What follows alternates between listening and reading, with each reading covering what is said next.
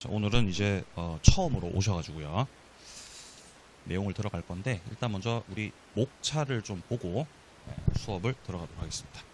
일단 책 앞부분에 보시면은 뭐 한 3, 4장쯤 넘어가시면은 이제 목차가 나옵니다. 목차를 좀 보면 이제 우리 민법 및 민사특별법 과목이 총 이제 4파트로 구성되어 있다는 걸 확인하실 수 있습니다. 첫 번째가 파트 1, 1편 민법 총칙이고요. 자, 그리고 오른쪽에 물권법 넘기시면 계약법과 그리고 이제 민사특별법이 나오고 있습니다. 일단 민법을 떠받치는 두 기둥이 있는데 일단 1편에서 나오는 민법 총칙이죠. 총칙이라고 하는 거군요. 총칙. 이게 이제 민법의 가장 일반적인 내용들을 다루는 파트입니다. 네, 모든 내용들이 다 등장하고요. 1편 내용 중에서. 그리고 이 민법을 이렇게 두 기둥이 떠받들고 있어요. 민법이라는 거는 결국 이제 권리에 관련된 내용들이 나오는 건데 권리가 두 가지가 있죠. 물권이라는 게 있고 그 다음에 채권이라는 게 있거든요. 근데 여기서 이제 지금 현재 1편이 민법 총칙이고 자, 그 다음에 요 물권에 대해서 다루는 게 여기가 민법 제2편 여기가 이제 물권법이 되는 거죠. 그리고 채권에 대한 거는요 3편. 우리 공인중개사 민법에서는 채권법이 이제 전체가 다 나오는 게 아니고 그 중에서도 이 계약과 관련된 내용들만 나옵니다. 계약법이 3편이죠. 자, 그리고 이제 민법이 이렇게 3파트가 있고 4편 같은 경우는 민법하고는 좀 독립적으로 떨어진 민사특별법인 것입니다. 자, 이렇게 해가지고 총 4파트로 구성되어 있다는 말씀을 드립니다. 자, 이제 출제 비중은요. 민법 총칙에서 10문제가 출제, 10문제. 써볼까요? 총칙 10문제. 자, 그리고 이제 물권법에서 14문제. 계약법에서 또 10문제. 민사특별법에서 6문제. 이런 형태로 출제가 되겠습니다. 이렇게가 되면 총 몇 문제죠? 총 40문제죠. 총 40문제. 자, 이런 출제 비중을 가지고 있습니다. 좋고요. 자, 그럼 이제 첫 번째 파트 민법 총칙부터 들어가 보도록 하겠습니다. 자, 20페이지로 와보시면은 이제 법률 행위라고 하는 데서부터 이제 민법 총칙 첫 번째로 시작이 되고 있습니다. 자, 법률행위 부분 같은 경우는 일단 자, 오른쪽 가보시면은 네모 2번에 법률행위다라고 되어 있죠. 자, 법률행위가 뭐냐? 1번에 의가 나와 있죠. 권리 변동을 목적으로 하나 또는 수개 의사표시를 요소로 하는 그러한 법률 요건을 말하는 겁니다. 자, 민법에서는요. 요건을 갖춰서 어떠한 요건을 갖추게 되면 그 갖춘 요건들을 토대로 해가지고 법률적인 효과가 이루어집니다. 자, 이런 취지로 얘기를 하거든요. 여기서 이제 요건 갖추는 게 원인입니다. 원인. 어떠한 원인을 갖춰서 그에 따라 결과로서 효과가 만들어지는 거예요. 자, 이때 효과가 만들어진다라는 그 결과 이게 바로 권리의 변동입니다. 권리가 변동한다는 거죠. 권리가 변동한다는 거는 권리가 가만히 있지 않고 움직인다는 거거든요. 예를 들어서 자, 갑이라는 사람이 어떤 부동산에 대해서 소유권을 가지고 있어요. 그러면 지금 현재 갑이 가지고 있는 소유권은 권리잖아요. 권리.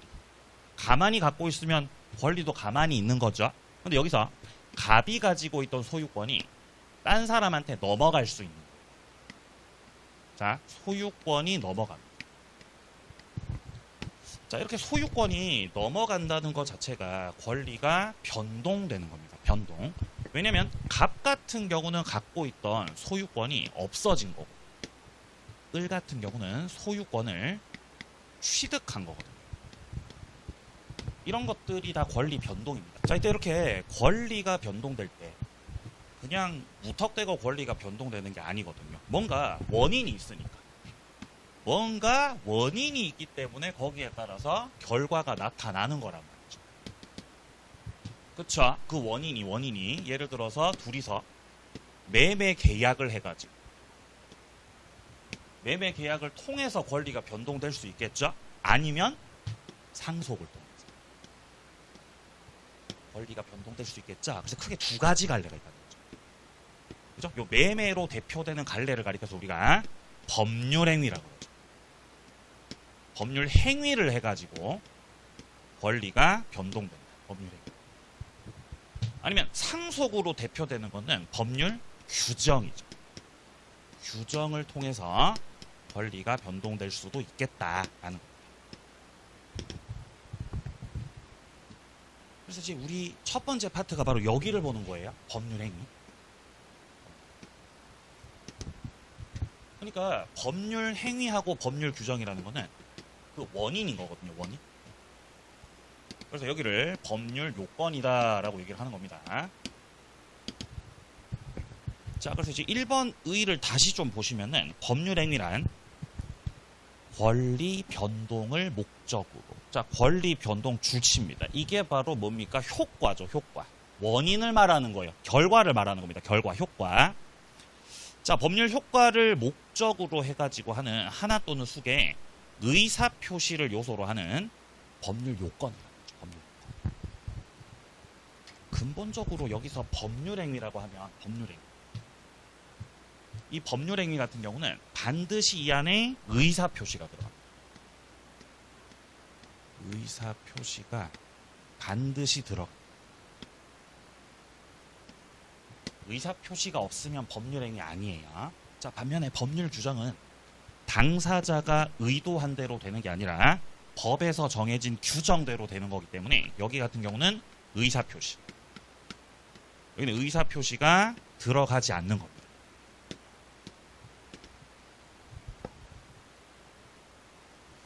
자, 그렇고요. 자, 그다음에 밑으로 내려가서 네모 3번 보겠습니다. 그렇다면 법률행위에는 어떠한 종류들이 있는가? 자, 법률행위는 반드시 의사 표시가 들어가야 되는 거거든요. 이때 밑에 동그라미 1번에 보시면은 단독 행위가 있고, 자, 그 다음에 동그라미 2번으로 내려가면 계약이 보이죠. 여기서 단독 행위라는 법률행위는 의사 표시가 한 개밖에 없다는 겁니다. 의사 표시가 하나밖에 없는 거. 일방적으로 하는 거죠. 자, 반면에 동그라미 2번 단락의 계약 같은 경우는 의사 표시 두 개가 합치가 돼서 만들어지는 겁니다. 그러니까 여기는 의사 표시가 두 개가 들어간다는 거예요. 자, 단독 행위를 좀 보죠. 지금 박스를, 표를 보게 되면은 일단 위쪽에 상대방 있는 단독 행위가 있죠. 자, 상대방이 있는 단독 행위 같은 경우는 뭐 동의, 추인, 취소, 해제, 해지, 채무, 면제, 상계, 공유, 지분, 포기, 시효 이익의 포기, 제한 물권의 포기가 보입니다. 한 개씩 해당 파트에서 만나게 되고요. 자, 밑에 상대방 없는 단독 행위죠. 이거는 외우시라 그랬죠. 상대방 있는 거예요? 상대방 없는 거예요? 상대방이 없는 거예요. 상대방이 없는 단독 행위 같은 경우는 몇 개 안 되기 때문에 외우시라고 말씀드린 바 있습니다. 상대방 없는 단독 행위 첫 번째 유입니다. 유언하고 유증 같은 경우 상대방이 없고, 그 다음에 재단법인 설립, 그 다음에 호. 이렇게 해서 이 세 가지 같은 경우는 상대방이 없다는 거죠. 외우세요. 세 개밖에 안 되니까 외우시기를 부탁을 드리겠습니다. 자, 그럼 여기서 이 포기 있죠. 포기. 유죄포에서 상대방 없는 단독 행위 포기 같은 경우는 무슨 포기를 말하는 거죠, 지금? 소유권 포기를 말하는 거예요. 내가 갖고 있던 소유권 자체를 통째로 포기해버리면은 그 소유권은 어디로 가냐? 그냥 지구상에서 없어지는 거죠. 지구상에서 없어져야 상대방 없다는 거지. 상대방이 없어. 자, 근데 지금 바로 윗칸에 상대방 있는 단독 행위에서, 자, 첫째 줄 끝에 공유 지분을 포기하는 거. 공유 지분을 포기하게 되면은 이 지분이 어디로 가냐? 다른 공유자들한테 갑니다. 그러니까 상대방이 있다는 거예요. 지분 포기는. 자, 그 다음에 시효 이익을 포기하게 되면은 그 시효 이익은 원 소유자한테 가게 됩니다. 자, 그 다음에 제한 물권 포기를 하게 되면은 이 경우는 그 제한 물권이 설정자한테 돌아가게 돼요. 그러니까 얘네들은 상대방이 다 있다는 거예요. 그러니까 지분 포기, 시효 이익 포기, 제한 물권 포기, 소유권 포기 중에서 상대방 없는 단독 행위는 무슨 포기밖에 없다는 거죠? 소유권 포기. 이게 상대방 없는 단독 행위입니다. 다른 거 포기하는 건 상대방 있다고요, 없다고요? 있다고요. 구별해 놓으시기 바랍니다. 자, 그 다음에 내려가서 2번 내려갑니다. 채권 행위라는 게 있고, 자, 그 다음에 물권 행위라는 게 보입니다. 자, 여기서 법률 행위를 효과에 따라 분류했을 때는 채권 행위 그리고 물권 행위로 나뉘어지는데, 자, 예를 들어서 갑이요, 어떤 부동산을 을한테 팔게, 을한테다가 부동산 파는 걸로 매매 계약을 체결해. 매매 계약을 체결.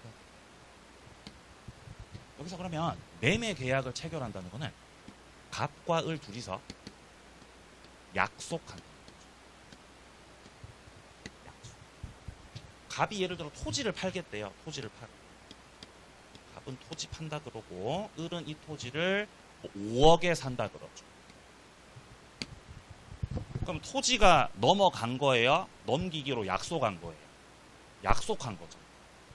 약속한 거죠. 그럼 을 같은 경우, 매수자 을 같은 경우는 매매 계약을 통해서 소유권이라는 물권을 취득한 거예요? 채권을 취득한 거예요? 토지를 넘겨받을 수 있는 소유권, 이전 등기 청구권을 취득한 거죠. 여기서 매수자가 가지는 이 이전 등기 청구권 자체가 채권이거든요. 채권입니다. 이건 갑도 마찬가지죠. 갑은 토지를 팔기로 5억을 받기로 이 계약을 한 거기 때문에 갑 같은 경우는 대금을 받을 수 있어요.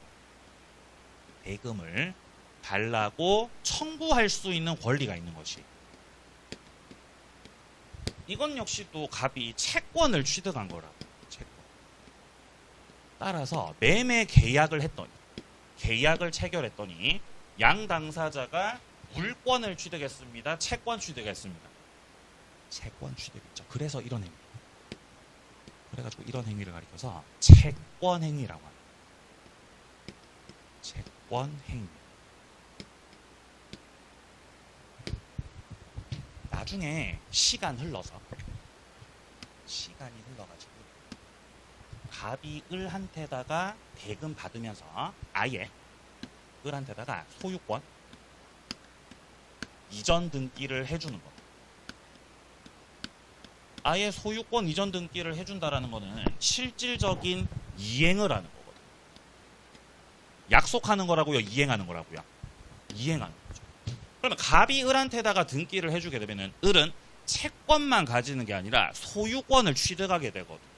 그러면 물권자가 되는 거죠. 그래서 이런 행위를 가리켜서 무슨 행위라고요? 물권 행위라고 하는 거죠. 그래서 채권 행위가 있고 물권 행위가 있다 이 말이에요. 그래서 쉽게 말해서 채권 행위는 그냥 약속하는, 물권 행위는 약속하는 거, 이행하는 거. 이행하는 거. 이거를 구별해야 돼요. 영역이 좀 다르다. 그렇죠? 이 둘 다 법률행위입니다. 둘 다 법률행위인데 효과상 분류해 봤을 때 약속하는 단계와 이행하는 단계가 다르다는 겁니다. 자, 근데 여기서 채권행위 같은 경우는 이 행위를 하는 자에게 처분 권한이, 처분할 수 있는 어떤 권한이 필요한가를 물어볼 때,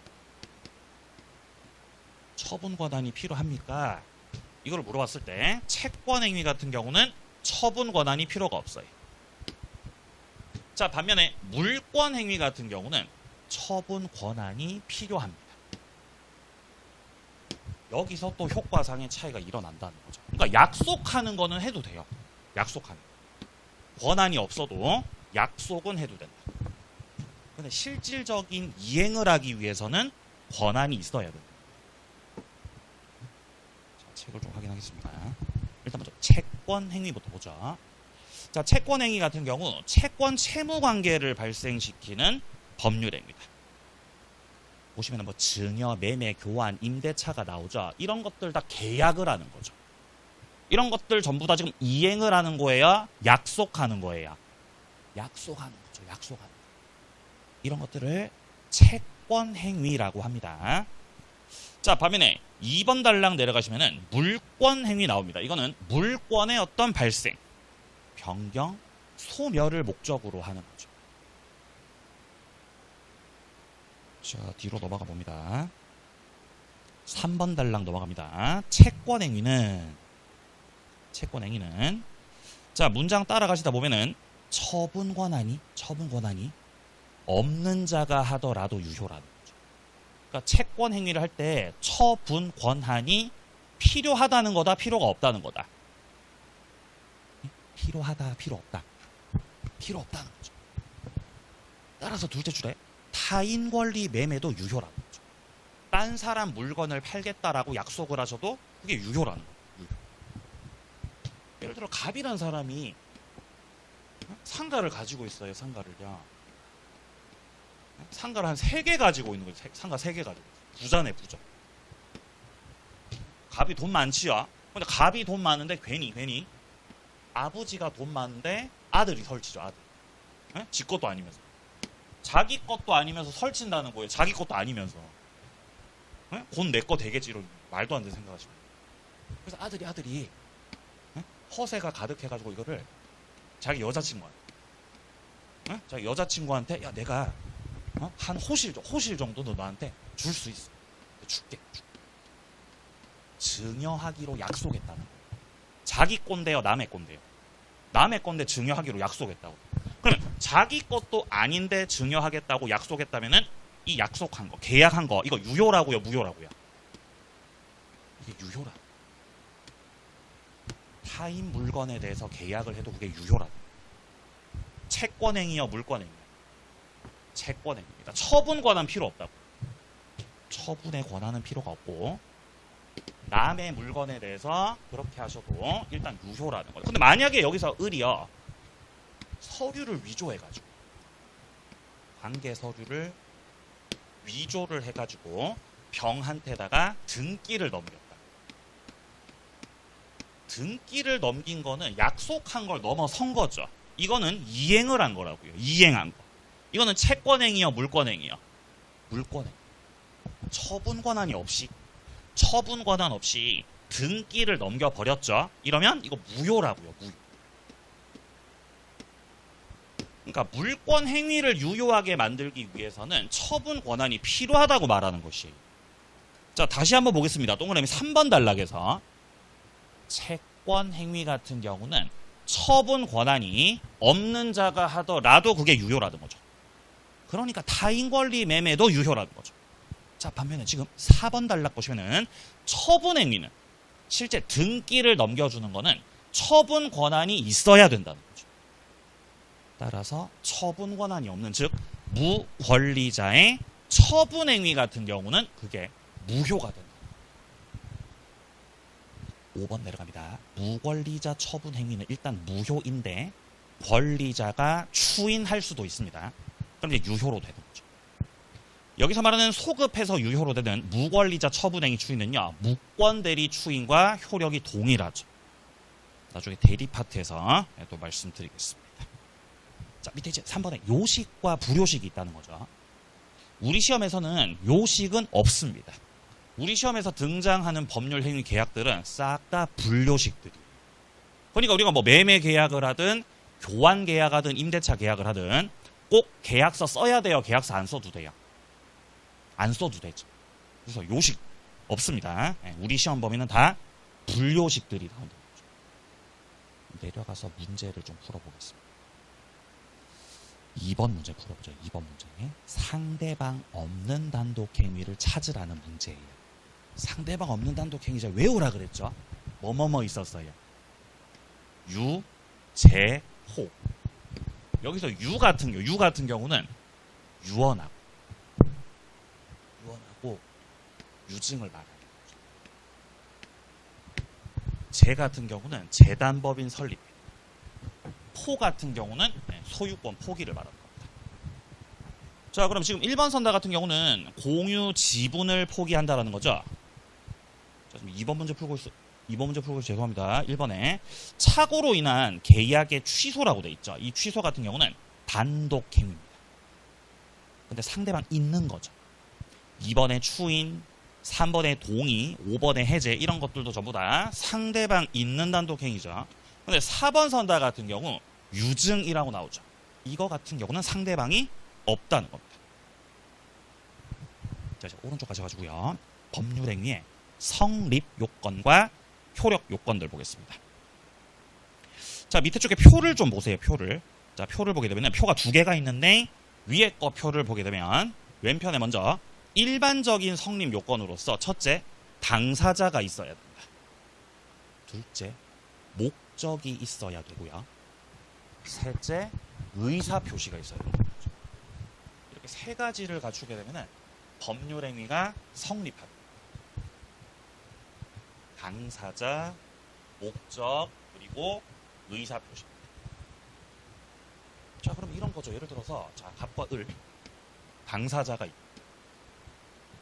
갑과 을 당사자가 있고, 갑과 을 둘이서 매도하고 매수하기. 매도하고 매수하기로니까 매매라는 계약을 하겠다는 거죠.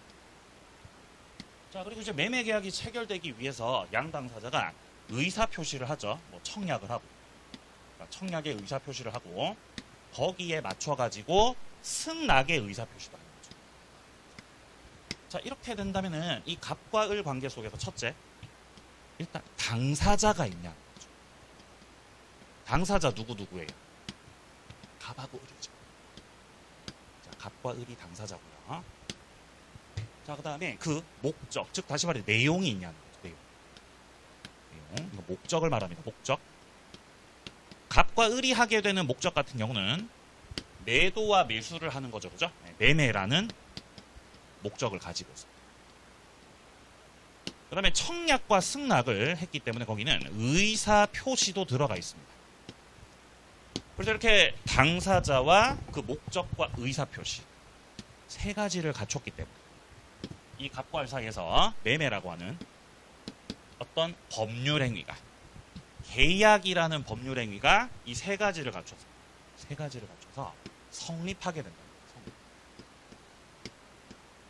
그래서 이런 거를 가리켜서 성립 요건이라고.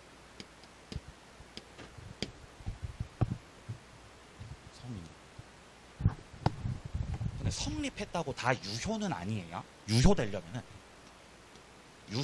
첫째, 당사자한테 뭐가 있어야 되죠? 능력이 있어요. 그래야 성립이 되어 유효로 돼요. 목적이 확정 가능하고 실현 가능하고 적법해야 되고 타당해야 돼요. 그렇게 됐을 때 법률행위가 효력이 생겨서 유효로 된다는 거죠. 의사표시가 일치가 되어야 하고 의사표시를 하는 데 있어서 어떤 외부적 간섭인 하자는 없어요. 그래서 제가 이렇게 초록 색깔로 쓴 거 있죠. 이것들까지 다 갖추게 되면 결국에 법률행위는 유효로 됩니다. 이렇게 됐을 때 유효로 되는 거기 때문에 초록 색깔로 쓴 거는 쉽게 말해 유효 요건인 거죠. 유효로 만들어주는 요건. 우리 책에는 지금 보시면은 효력 요건이라고 돼 있는데 같은 말입니다. 효력 요건이나 유효 요건이나 뭐 그 말이라는 거죠. 그래서 일단 먼저 일반적인 것부터 확인을 합니다. 당사자, 목적, 의사표시 세 가지가 성립 요건이고요. 자, 그리고 오른쪽에 당사자한테 능력이 있어야. 둘째, 목적이 확정 가능 적법 타당. 셋째, 의사표시가 일치가 되고 하자가 없어야 비로소 유효로 된다는 거죠. 효력이 발생하게 된다는 겁니다. 자, 그러면 여기서 자, 갑과 을이요 매매 계약을 했는데요. 매매 계약을 했는데 이게 만약에 인신매매 인신매매를 했다. 그죠? 그러면 법률행위 계약이 성립한 거예요? 성립 안 한 거예요? 성립한 거 안 한 거? 네? 인신매매인데? 인신매매입니다. 성립했어요? 성립하지 않았어요? 성립한 거예요. 그죠? 왜냐면 세 가지를 갖춘 거잖아. 당사자 있고, 목적 있고, 의사표시 있죠? 그러면 성립은 됐다는 거죠. 이 성립이라는 거는 존재한다는 뜻이거든. 그 내용상 문제는 있을지라도 어쨌든 계약은 된 거라는 거죠. 존재는 한다는 거예요. 근데 이게 이제 다음 요건으로 와보게 됐을 때 인신을 매매한다는 거는 사회적으로 타당해요? 타당하지 않아요? 타당하지 않잖아요. 여기서 걸리는 거죠. 여기서 문제 생기는 거죠. 그러면은 그 효과가 뭐가 되는 거죠? 무효가 되는 거예요. 이런 구조라고요. 유효 요건을 무사히 통과하게 되면은 유효지만 여기서 뭔가 걸리게 되면은 무효로 빠지게 된다. 그렇죠? 아니면은 갑이 예를 들어서 갑이 의사 무능력자예요. 갑이 의사 무능력자. 의사 무능력자면은 당사자한테 지금 능력이 없는 거죠. 능력이 없으시고 의사 무능력자들이 계약을 하시면은 무효가 돼버려요. 무효. 그리고 우리 시험 보면 이런 것도 나오잖아. 예를 들어서 뭐 하자가 없어야 되죠. 하자가 없어야 되는데 하자가 있는 경우가 있죠. 하자 있는 경우. 하자 있는 거. 사기 강박을 했다는 거죠. 계약할 때 사기 강박을 하게 되면은 사기 강박 원인으로 뭐 할 수 있죠?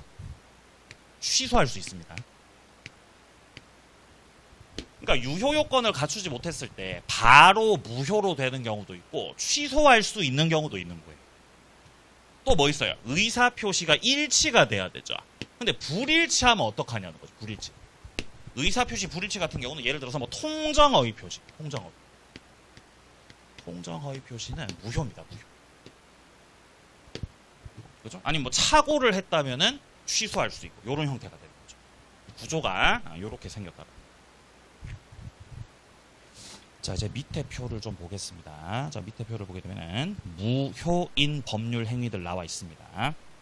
그리고 오른쪽에 취소할 수 있는 것들 나와 있죠. 자, 시험 범위에 포함되는 것도 몇 가지 말씀드리면은 일단 왼편에 무효인 법률 행위들. 여기 같은 경우는요. 일단 7번하고 8번 있죠. 자, 7번에 비진이 표시하고 그다음에 통정 허위 표시 있죠. 이 두 가지는 상대적 무효입니다. 상대적 무효. 동그라미 1번부터 6번 같은 경우는 전부 다 절대적 무효예요.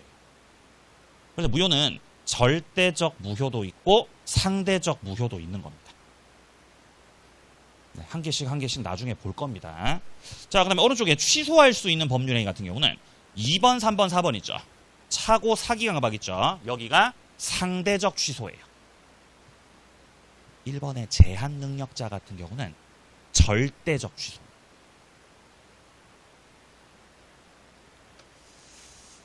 자, 그 다음 뒤로 갑니다. 24페이지로 오세요. 5번에 보시면은 특별 효력 요건이라고 되어 있죠. 일반적인 효력 요건 말고요. 특별한 효력 요건들이 있습니다. 여기서 말하는 효력 요건은 유효 요건입니다. 유효가 되기 위한 요건. 자, 첫째 줄 보시면은 대리 행위가 유효가 되려면은 대리권이 존재해야 되는 겁니다.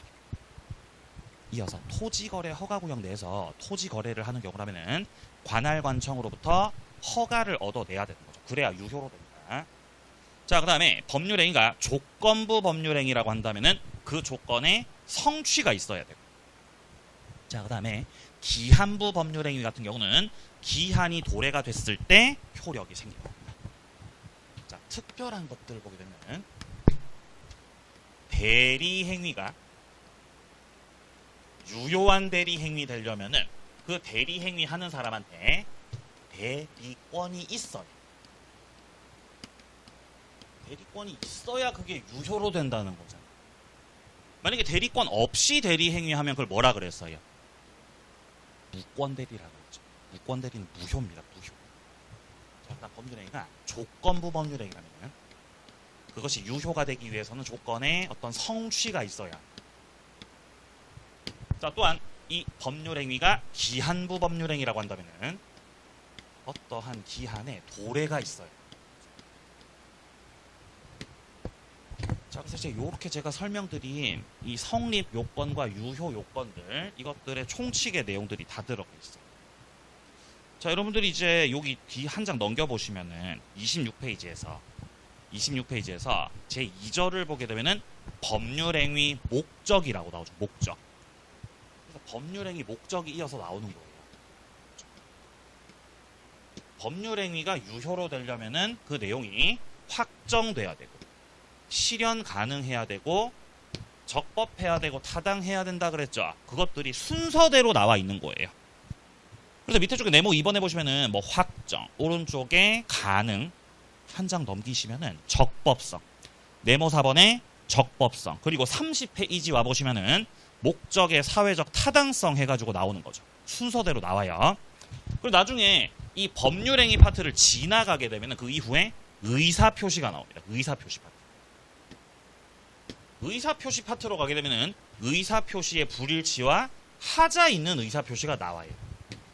자, 이것도 페이지 넘겨서 한번 확인해보고 눈으로 확인해볼까요? 자, 이거는 어디 나오냐면은, 자, 우리 페이지 40페이지, 41페이지. 41페이지 와보시면 제4절에 비정상적 의사표시라고 되어 있죠. 이쪽 파트에서 바로 밑에 박스를 보게 되면은 두 파트가 있는 거죠. 의사표시의 불일치 파트가 있고, 그 다음에 하자 있는 의사표시 파트가 있는 겁니다. 의사표시 파트마저 지나면 뭐가 나오냐? 대리가 나옵니다. 법률행위를 할 때 대리인 시켜서 할 수도 있는 거죠. 그게 다음 3장 대리 파트예요. 그럼 4장은 뭐 하면 4장은? 무효와 취소가 나옵니다. 무효와 취소. 그럼 마지막 총칙에서 뭐가 나오냐? 조건과 기한이 나오죠. 그래서 이제 이것들이 이제 총칙에 대한 전반의 내용들입니다. 자, 확인해 보면은 일단 62페이지서부터가 대리 파트가 시작되고 있고요. 62페이지.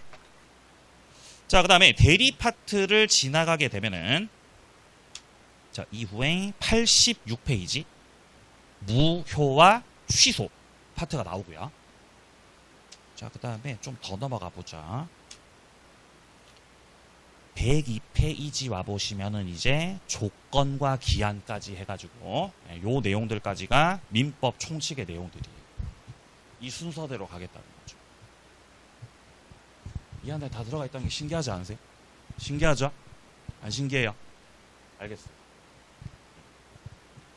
그래서 이렇게 체계적으로 구성되어 있다. 민법이. 그 말씀을 드립니다. 자, 그럼 이제 예고드렸던 대로 일단 먼저 법률행위 목적을 순차적으로 살펴보겠습니다. 자, 페이지를 다시 돌아갑니다. 자, 돌아가셔가지고 26페이지로.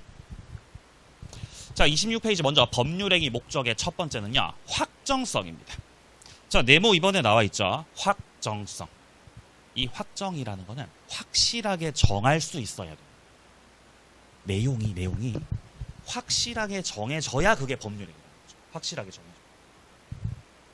예를 들어 우리가 뭐 매매 계약을 한다면은, 뭐 어떤 아파트든 상가든 매매 계약을 한다면은 내가 매도하는 혹은 내가 매수하는 그 목적물, 매매하려는 목적물이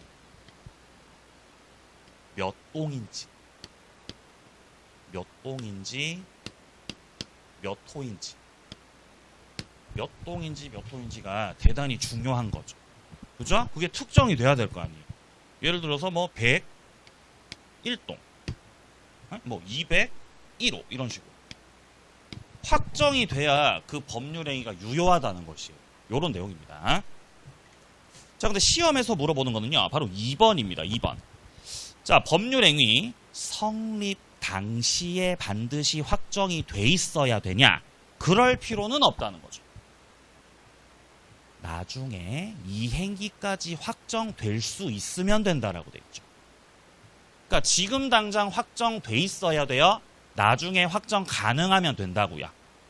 나중에 확정 가능하면 돼요. 언제까지 확정돼 있으면 되죠? 이행기까지입니다. 이행기까지. 그래서 만약에 상가 매매를 하는데, 상가 분양을 하는데, 분양할 때 내가 지금 당장 몇 호실을 분양받는지 지금 모르겠어요. 계약 체결 당시 모르겠습니다. 근데 나중에 여러분들 입주하실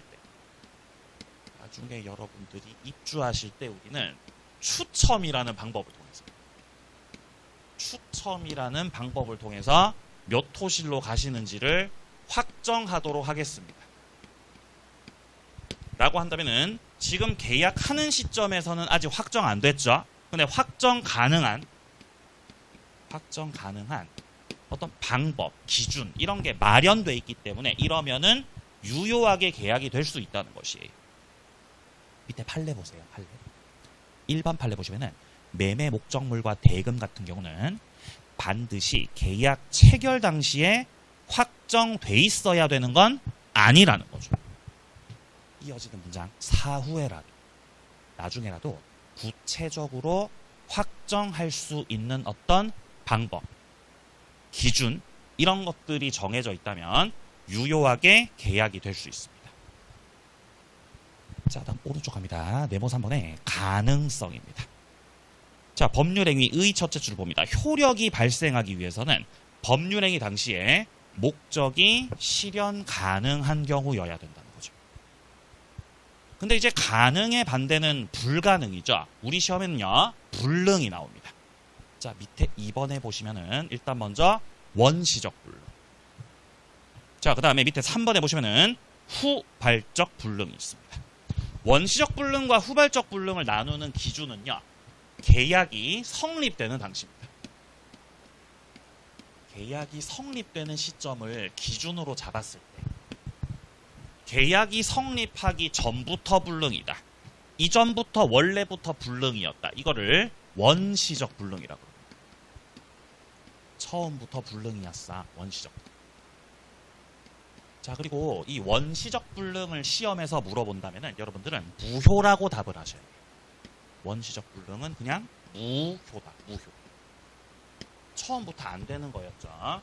자, 반면에 성립 당시는 문제가 없었는데, 체결 당시는 문제가 없었는데 체결하고 나서 문제가 생겨서 불능됐으면 이거는 후발적 불능이라고 해요. 후발적 불능 같은 경우는 무효가 아니죠. 얘 같은 경우는 일단 유효라고 하셔요.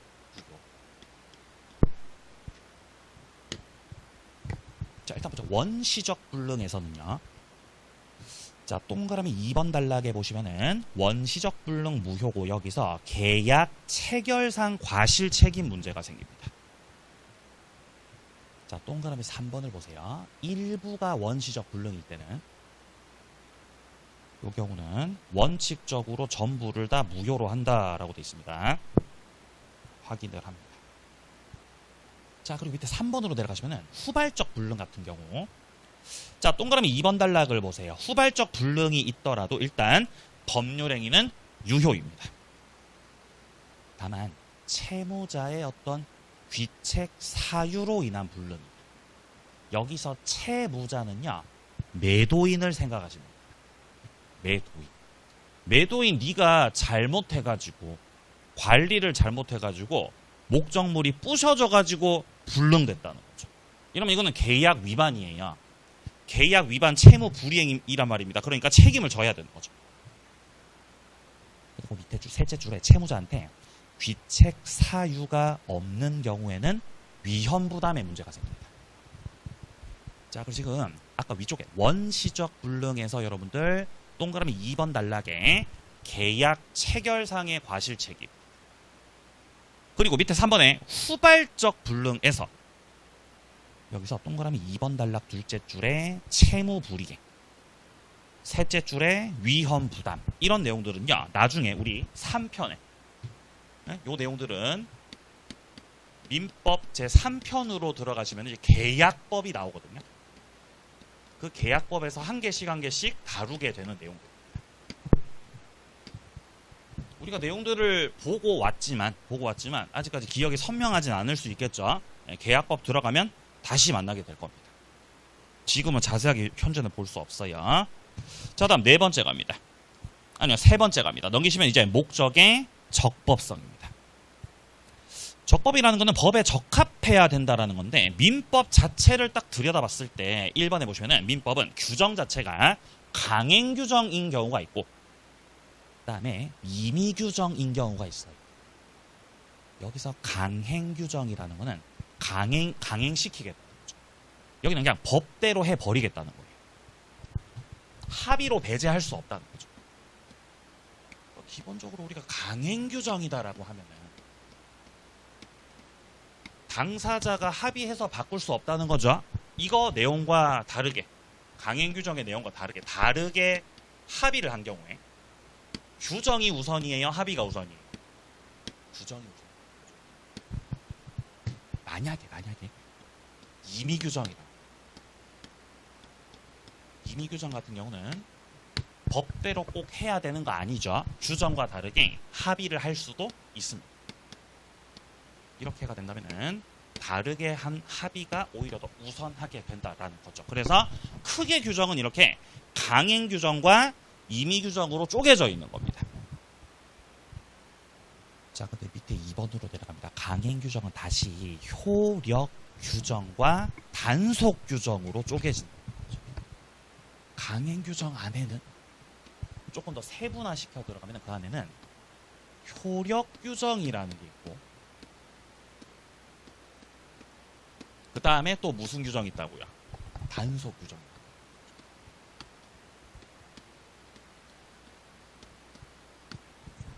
그러니까 이제 이 강학상, 그러니까 법률적으로 학문적으로 봤을 때 여기서 말하는 효력 규정과 단속 규정 두 가지, 이것들 두 가지가 전부 다 강행 규정인 거예요. 강행 규정. 네? 두 가지 다 강행 규정에 해당이 된다는 거죠. 근데 이 효력 규정 같은 경우는 위반을 하게 되면 위반을 하게 되면은 처벌받아요. 처벌. 너 안 지켰어? 그럼 너 처벌한다. 이렇게 한다. 하지만 단속 규정 같은 경우는 위반해도 처벌받아요, 처벌 안 받아요? 처벌 받아요. 둘 다 받습니다. 자, 그래서 효력 규정도 위반하시면 처벌받고, 단속 규정도요, 위반을 하게 되면은 처벌을 받아요. 둘 다 처벌받아요. 그러니까 효력 규정이든 단속 규정이든 둘 다 지켜야 돼요, 안 지켜도 돼요? 둘 다 지켜야 되는 거예요. 근데 굳이 왜 이거 쪼개놨냐면은 그 이유 때문에, 그 효력이 어떻게 되는 거예요? 효력. 위반했을 때 사법상 효력은요, 효력 규정 같은 경우 무효로 됩니다.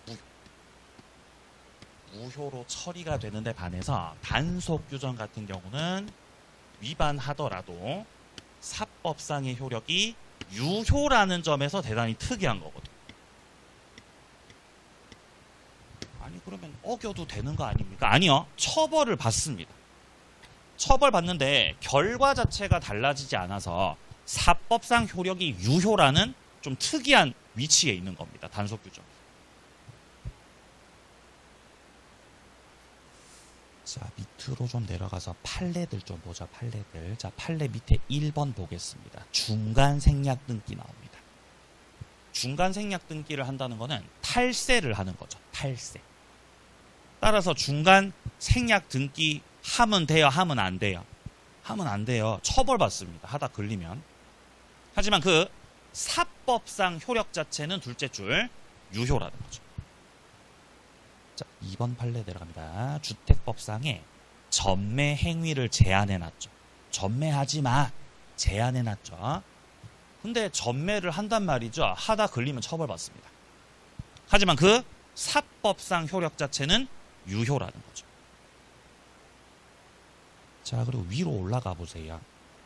위로 올라가서요, 2번에 효력 규정과 단속 규정이라고 돼 있는 부분 있죠. 여기서 셋째 줄 보세요. 셋째 줄. 무허가 음식점의 음식물 판매 행위. 보이세요? 무허가 음식점. 포장마차 같은 거, 포장마차.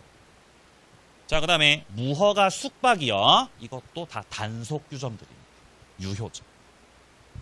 그래서 지금 단속 규정이 총 몇 개가 있죠? 총 몇 개? 자, 써보죠. 자, 단속 규정. 가장 대표적인 단속 규정. 중간 생략 등기.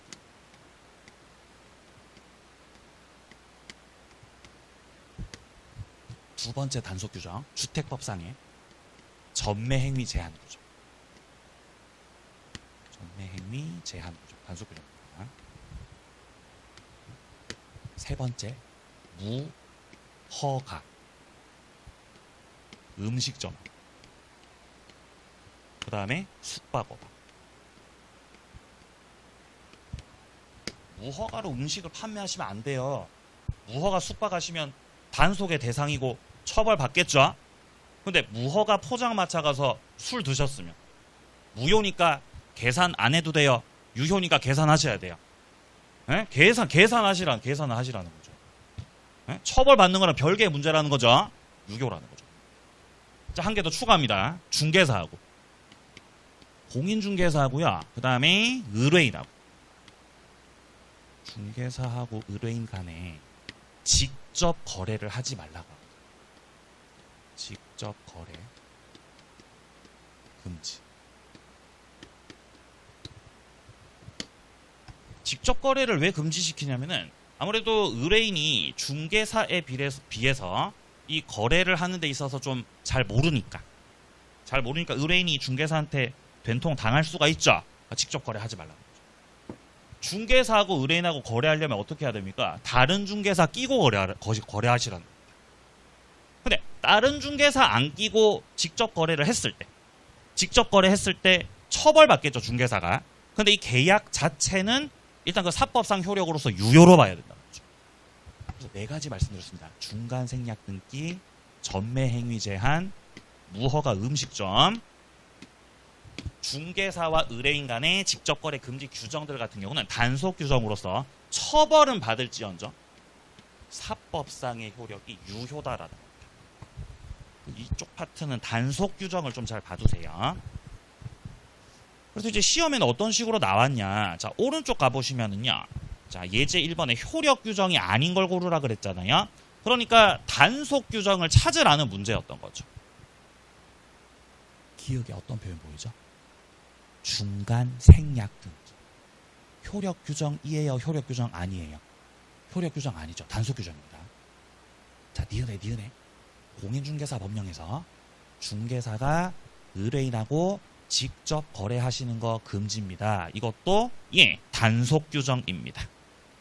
자, 그런데 디귿 같은 경우는 이 공인중개사가 중개 수수료 받으실 때, 보수를 받으실 때 법에서 정하고 있는 한도를 초과해서 받으면 안 되는 거잖아요. 초과해서 받으시면은 이건 효력 규정 위반이라서 무효로 된다는 거죠. 자, 그래서 효력 규정이 아닌 단속 규정 같은 경우는 기읍과 니은이었다. 정답은 4번으로 정리가 되겠습니다. 자, 그 다음에 다음 페이지 넘기시면은 30페이지에 목적의 사회적 타당성이라고 나오죠. 여기서부터는 조금 쉬었다가 이어서 가도록 하겠습니다.